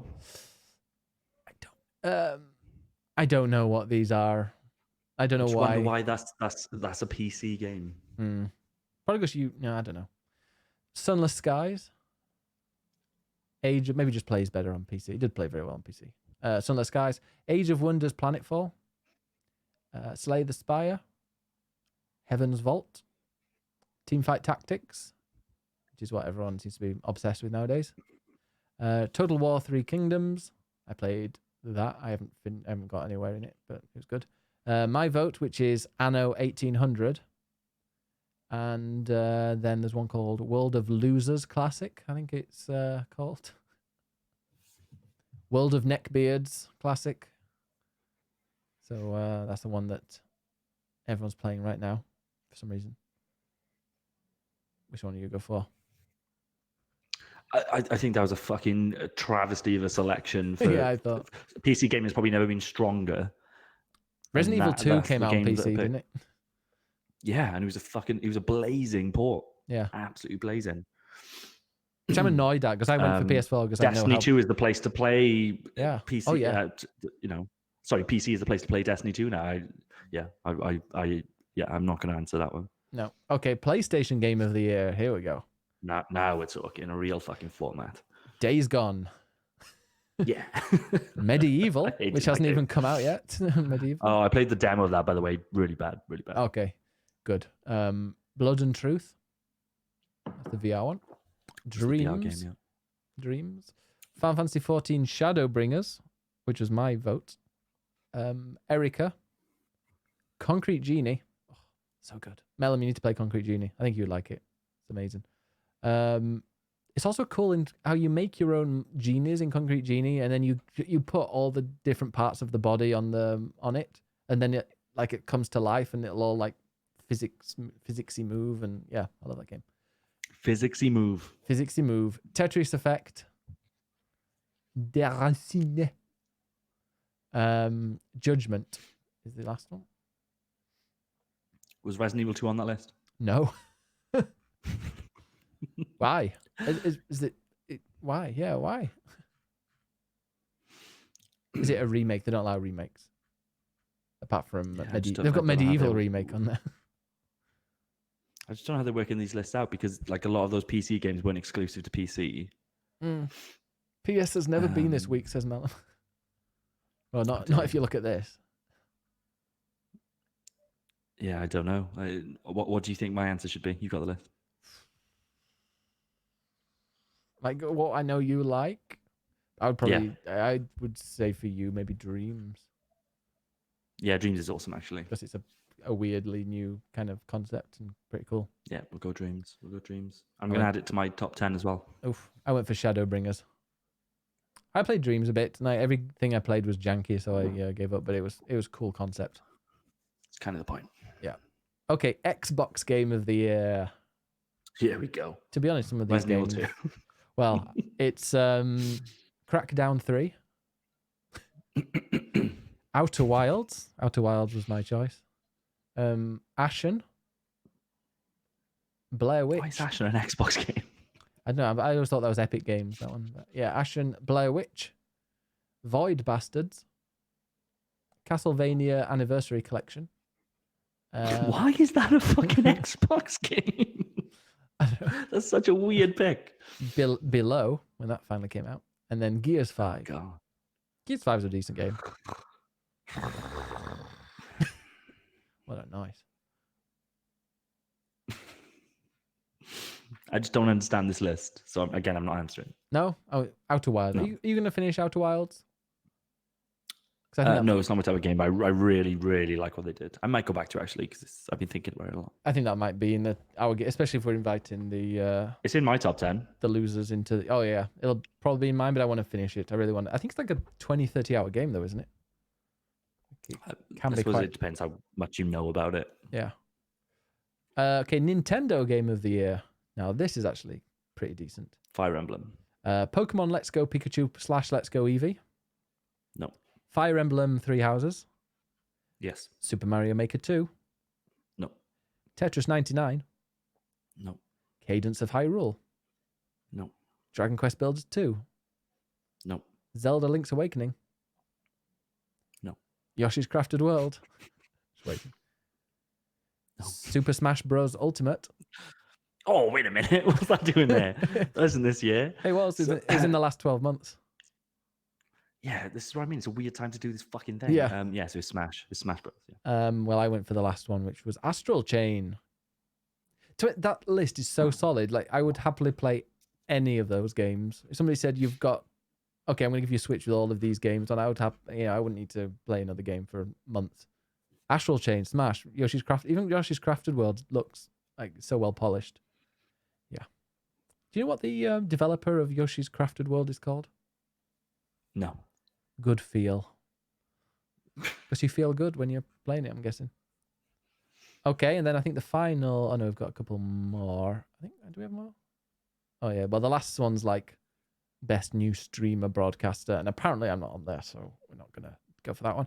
Most wanted game. Here we go. The Last of Us Part 2. Final Fantasy... This shows how awesome next year is going to be. Last of Us Part 2. Final Fantasy VII Remake. Disintegration. Is that the one from... Is that the one that was on the front cover of Edge? It rings a bell. Is that the front cover of Edge? Oh, no, yes, it's the Halo creator guy, isn't it? Yeah. V1 Interactive. Hytale. Whatever Hytale is. It's the equivalent of a Minecraft 2. Someone says Doom Eternal, Elden Ring, Animal Crossing: New Horizons, Marvel's Avengers, Dying Light 2, Halo Infinite. Next year's so good. Watch Dogs Legion. And Cyberpunk 2077. How good is next year shaping up to be? Last of Us Part 2, Final Fantasy 7. These are the best games, most anticipated games for, I'm guessing, next year, if they're all out next year. Last of Us Part 2, Final Fantasy 7. They haven't even included that Japanese samurai game. And I don't mean Neo 2, which is also another. Where the fuck was Death Stranding? That's what I want to know. Well, if they've got Medieval out, maybe, yeah, I don't know. Maybe it's for next year. But yeah, Last of Us Part 2. Where's Wattam? Final Fantasy 7, Disintegration, Hytale, Doom Eternal, Elden Ring, Animal Crossing, Avengers, Dying Light 2, Halo Infinite, Watch Dogs Legion, Cyberpunk 2077. I went for Cyberpunk because of all those games. If they said, which one do you want to play? Yeah. You go for Dying Light, says Rob. I mean, yeah, a new Dying Light with, like, I keep going back to Dying Light and then being like, oh, it doesn't feel like a really modern game. Yeah, Marvel's Avengers looks shoddy. They should have got rid of that and put in, what's the name of it? Yeah, Ghost of Tsushima. That's the one. I'm totally down for that. John Moy went for Last of Us 2. Yeah, I mean, that's a good shout. Although the thing is, when it comes to those games, I just feel like I will play The Last of Us Part 2 probably once and maybe again in a year or so, but I will just play through it that once. Whereas you'll remember it for like 10 years. Yeah, but things like where's Cyberpunk 2077, I imagine it's going to be like The Witcher, where there's just endless quests and I can just pick it up and play some more quests when I want to get back into that world. Oh, done. Can't wait for that. And Watch Dogs Legion, I'm cautiously optimistic about that game. I don't know whether it's going to, if it works, it's going to work so well, but after Breakpoint, well, it's a different developer to Breakpoint, thank God. Still fucking Ubisoft, though. You never know what you're going to get. Yeah, that's true. What did Ubisoft Toronto make last time? Was it, wonder if it was... I think the way Ubisoft works, they just tend to, they spread it so much over their worldwide studios anyway. If you watch those credits, everyone fucking worked on it. Yeah. I feel like they're putting all their money into, or all their eggs in the Watch Dogs Legion basket. I mean, I feel like Breakpoint didn't really... I know, actually, I've seen adverts about it, but I don't know. I get the impression that they're more hyped up for Watch Dogs than when they just, they just put out Ghost Recon. All right. Solid 5 out of 10. Ghost Recon. Yeah, I mean, I just played it for a bit and it was janky as shit. And it was like, yeah, I can't be bothered playing it anymore. I crashed the game like 3 or 4 times. I had to delete a freaking system file to get it to work. So that's how bad it was. No idea what it was. Probably needed that file for something later on, but I don't know. They were like, nope, delete it because you can't actually start the game if you've got that file in there. The last cutscene. Yeah. It was something to do with the map anyway. Something to do with world map. So maybe I didn't have a world map or something was missing from the world map. Who cares? Yeah. Anyway, so that was Click to Play number 110. Oh, next one's going to be 111. Oh, yeah. It's a fucking Ubisoft game. What did you expect? Says Malum. Oh, we like That's Ubisoft literally what I games. just said, Malum. We love Ubisoft. Do we? Anno 1800. That was my best PC game vote. That was Ubisoft. That's a great game. It's one of those games that you play and then 12 hours later you're like, oh shit, I should get a shower. I should wash and eat. It's so good. Okay, well, Jordan, where can we find you? You can find me on Twitter if you like, @ImmortanJord. Come have a chat. Mm-hmm. And you can follow, go and find us on clicktheplay.com. Go to Spotify. Please click subscribe on Spotify because it makes us look popular. And you feel free to listen to a very top quality audio version of the podcast on there. And a few people have. I've looked. We've got decent stats on there. Well, like 3 or 4 people listen to it on there, which is better than what it was before, to be honest. So yeah, go and listen to us on there. You can catch what we talked about. What did we talk about today? All sorts of games. Talked about Concrete Genie, Until Dawn, Grid, Little Misfortune, Smash Brothers, Sayonara Wild Hearts, Project Resistance, PS5, Blizzard. Let's not advertise the Project Resistance bit, because I signed a form saying that I wouldn't talk about it, especially disparagingly, any shit. So let's not. Okay, well, it was a great game, and well, no, it may be a great game. It may not be a great game. Who knows? Might not be. Who knows? But Probably yeah, isn't. we'll be back next Sunday. I'm not going to be. I don't think I'll be streaming much at all. By the way, I did find out what that game was. He says as he's totally forgotten, so he has to go and open it again. It was, you know, the game I was talking about earlier that's coming out next week that I really want to play? Felix the Reaper. Go on. Felix the Reaper. Felix the Reaper. Yes. A romantic comedy about the life of death. A 3D shadow manipulation puzzle game of dance, dying, people, and love. Oh, there you go. Felix works in the Ministry of Death and is in love with Betty the Maiden from the Ministry of Life. Oh. And yeah, did you not see we saw the trailer of it? I think it came. I think it was on the Nintendo Direct. I think that game could be awesome. So sounds a bit Grim Fandango. With a bit of dancing and weirdness, and I'm totally down for that. Yeah, so I'll be playing that next week. And is there anything else out next week? Are we having a little break? We've got a break for a few minutes. What's out next week? I know I've already kind of like finished the stream, but let's just quickly find out what's out. October. This is like the perfect time for games to come out, but I don't think really. Disco Elysium, Earth Defense Force, Grandia HD remaster, Overwatch on Switch. Overwatch on Switch. Steins Gate, Witcher 3 on Switch. Wow, Witcher 3 and Overwatch launch on the same day on the Switch. Big week for the Switch then. Yeah, Little Town Hero. I've heard. Yeah, that was interesting. Ice Age, Scrat's that's the Pokemon Adventure. guys. Yes, is that the thing that was just called Town or something for a while? Yeah. Plants vs Zombies, which I've heard is actually quite good, although I'm not into those games. And Ring Fit Adventure, which Dave was like, "Are you going to get it?" In other words, please buy it, and I'm not going to buy it. Well, I'll save up money. But no, it's the week after when all the fun happens, when you get things like WWE 2K20 and Call of Duty and Outer Worlds. They're all out the week after. Pretty crazy. Okay, so that's the calm before the storm. Anyway, please stick around. The Biggest Mania 3 is about to happen. The very final time I'm going to be playing WWE 2K19, and I've probably hit about 1,000 hours in that game. So when is 20 out? And on the 22nd, so BBW Season 4 will kick off on the 27th. I think it's 2 weeks today. Is when I look forward to it. Excellent. And Jordan has been announced. This was breaking news during the Click Play podcast. Jordan will be making a reappearance for the Saudi Arabian show. Gets all the money. Well, we're going to be doing a special show from Beijing. We're going to have some great, a lot of money coming in.